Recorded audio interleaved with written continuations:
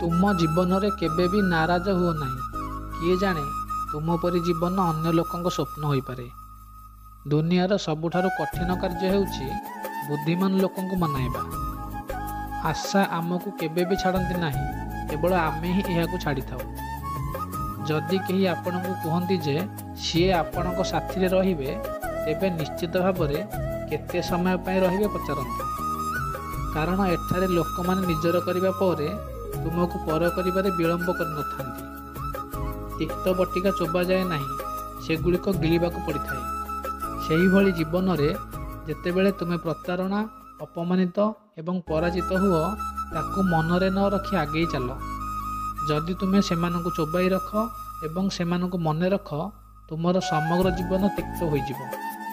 जंत्रणा भोगुथिबा व्यक्ति ही जानी थाए जंत्रणा केते गभीर अटे। जदिओ मोर एक बड़ हृदय अच्छी, किंतु सेठारे रहिबार समस्तଙ୍କର सामर्थ्य नहीं। निजको उन्नत करने तुमर खराब समय को व्यवहार कर।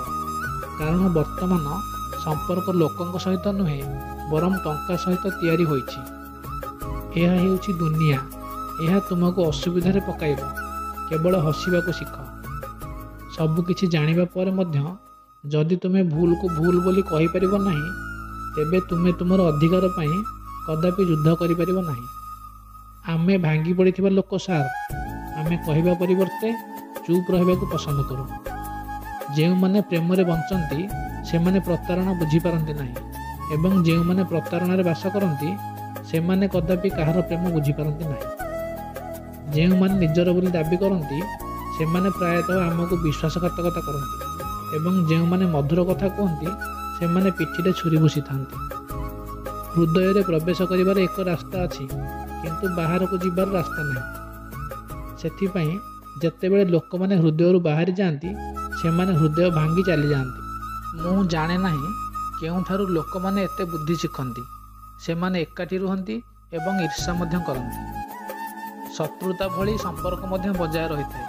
गोटिए कथा मुहरे कहा जाए एवं पछरे आउ किछि करा जाय थाए। किछि व्यक्ति विशेष थिले जेउ माने जीवन रे आसीथिले जेपरि से माने केबे भी छाड़िबे नाही, एवं चली गले जेपरि से माने सेठार नथिले। मु कोन पई गर्व करिवि? मृत्यु पर मोर निज लोक माने मते छुईबा पर हाथ धोइबे।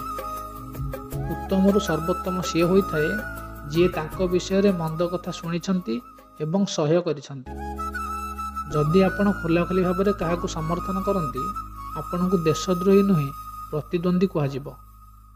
आजिकल लोक मैंने से अधिकार प्रकाश करने को चाहती, किंतु एक संपर्क बजाय रखा चाहती ना।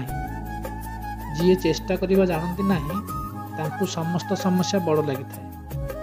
मु जीवन शेष पृष्ठ को अपेक्षा करिछि। मु शुणिछि जे शेष रे सबकिछि ठीक हो जिवो। काहाकू तुमर जीवनर सबुठारु गुरुत्वपूर्ण अंश कर नहीं। कारण जेतेबेले सेही व्यक्ति परिवर्तन होती, तुमे सेमानकु घृणा करिपार नहीं, बरम निजको घृणा करिथाओ। जेउ माने प्रत्येक प्रसंग रे क्रोधित होती, से माने ही निज अपेक्षा अन्य मानक विषय रे अधिक चिंतित। बंधुगण, आशा करे आपनकु एही विचाररू किछि शिखिबाकू मिली थाई पारे।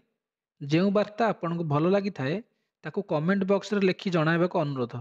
दयाकरी चैनल को सब्सक्राइब करंतु एवं एही भली नुआ नुआ वीडियोर नोटिफिकेशन पाइबा पाई पाखरे थिबा बेल आइकन को प्रेस करने को भूलंतु नहीं।